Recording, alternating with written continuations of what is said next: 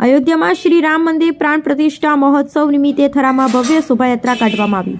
અખિલ બ્રહ્માંડના નાથ શ્રી રામચંદ્રજીની પાવન ભૂમિ અયોધ્યા ખાતે શ્રી રામનું ભવ્યાતિ ભવ્ય મંદિર નિર્માણ પામી છે। સંવંત 2080 પોષ સુદ 12 અને 22મી જાન્યુઆરી 2024 એટલા માટે આજનો દિવસ ઐતિહાસિક દિવસ છે કે વર્ષો પછી ફરી અયોધ્યા નગરી ભગવાન શ્રી રામ બિરાજમાન થયા છે અને ભવ્ય શ્રી રામ મંદિર પ્રાણ પ્રતિષ્ઠા મહોત્સવ યોજાયો છે। ત્યારે સમગ્ર ભારતમાં ભગવાન શ્રી રામના મંદિરના પ્રાણ પ્રતિષ્ઠા નિમિત્તે અનેક ઉત્સવો, આરતી, અર્ચના, ભજન, કીર્તન, પ્રસાદ વિતરણ કરવામાં આવે છે।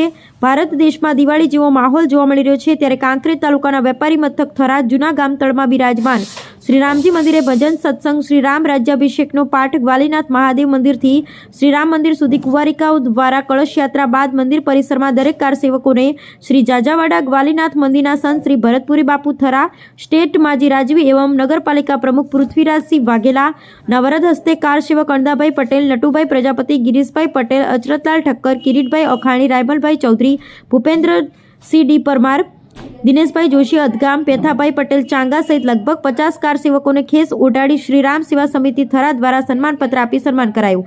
બપોરે 12:29 કલાકે શ્રી રામજી મંદિરે પુષ્પવૃષ્ટિ કરી આરતી ઉતારી ભવ્ય શોભાયાત્રા કાઢવામાં આવી।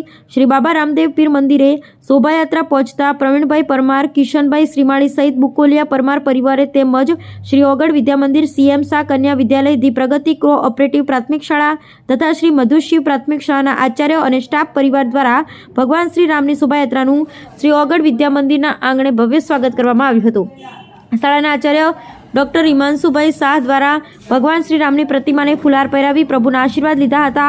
ત્યાંથી શોભાયાત્રા માર્કેટયાર્ડ ગરનાળું થઈ થરાનગરની પ્રદક્ષિણા કરી સાંજે નિજ મંદિર પરત આવી આરતી ઉતારી પ્રસાદ લઈ સૌ ભાવિક ભક્તો છૂટા પડ્યા હતા।